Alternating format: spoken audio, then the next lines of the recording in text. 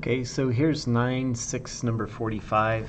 I've already set up a couple things that I'll point out. I've gone to the right side view and I've drawn the diameters, 4 circles with the diameters shown in the drawing.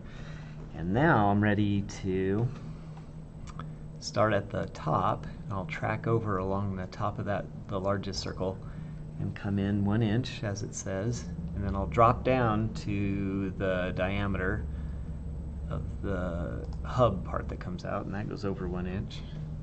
And that comes down to the hole on the inside, so I'll go down to that. And then this comes in, and I'm not sure how far, but it does say well, I could just look at the thickness, and it looks like it's 1/4 inch, so that would just be 1 1/4, I guess.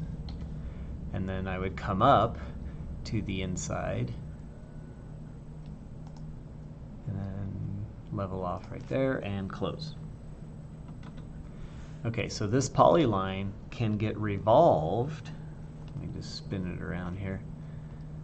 And I can use the revolve tool about the center of all this along the x-axis, so I get it there, and I can revolve it, see how it sweeps it around, but the default is 360, so I just hit space or enter and it builds the whole thing. So that's pretty much, I don't need these anymore since I already got those, and I can take a look at what it built.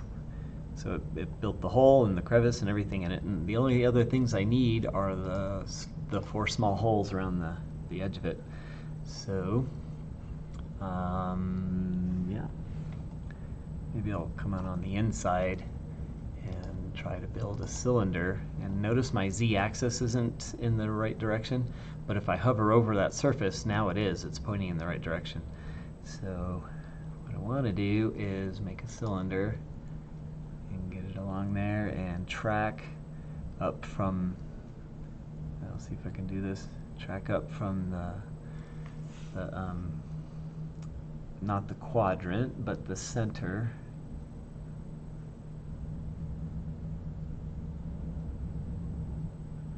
I can make it that way. And if that doesn't work, maybe easier just to go to the front view where I can just see it normally, and I'll just draw the cylinder where tracking is so much easier to track that way. Half of the 3.5. Those are all on a 3.5 inch diameter, I think. Yep. And then there are 4 with a diameter of 0.312. And I don't care how big they are. Okay. And I can just kind of track from each end.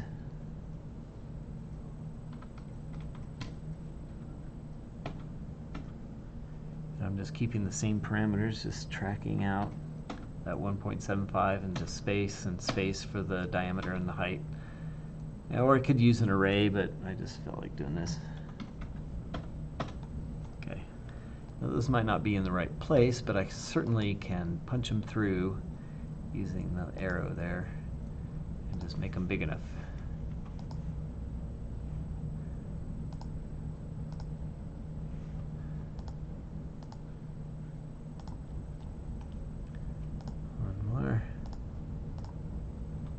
Okay, and then I can subtract them.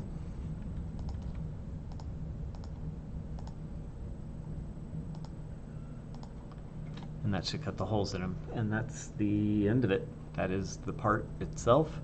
We just go to layout like we always do and set this thing up, but that's how you do that particular drawing. Good.